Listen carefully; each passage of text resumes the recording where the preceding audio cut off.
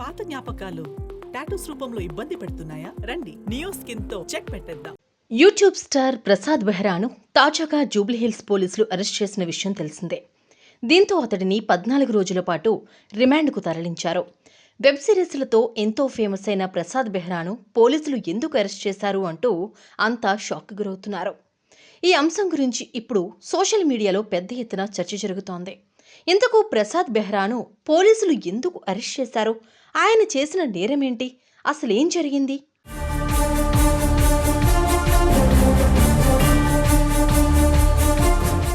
YouTube star Prasad Behra ఇతను ఒక YouTube sensation, writer cum కమెడియన్గా రాణిస్తూ ఎంతో ఫేమస్ అయ్యాడు.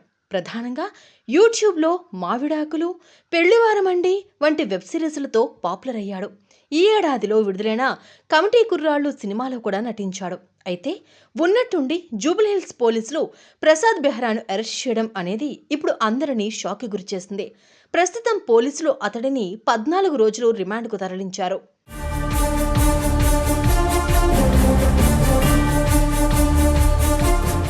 ఇక విషయానికొస్తే పెళ్లివారమండి వెబ్ సిరీస్లో నటించిన హీరోయిన్తో ప్రసాద్ బెహ్రా అసభ్యకరంగా ప్రవర్తించాడట. ఇతడి ప్రవర్తన నచ్చకపోవడంతో ఆ నటి ఆ సిరీస్ మధ్యలోంచే వచ్చేసింది. ఇలా కొన్నాళ్ళు గడిచింది.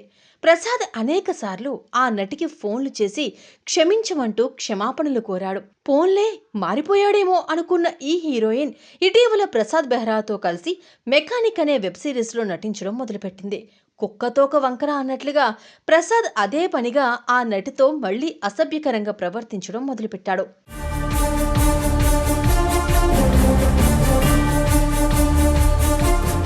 నీ బ్యాక్ బాగుంది అంటూ ఆ హీరోయిన్ను తాకినట్లుగా సమాచారం. ఇక ఇంతటితో సరిపెట్టకుండా అందరి ముందే ఆ హీరోయిన్తో అసభ్యకరంగా ప్రవర్తించి నీచానికి ఒడిగట్టాడట.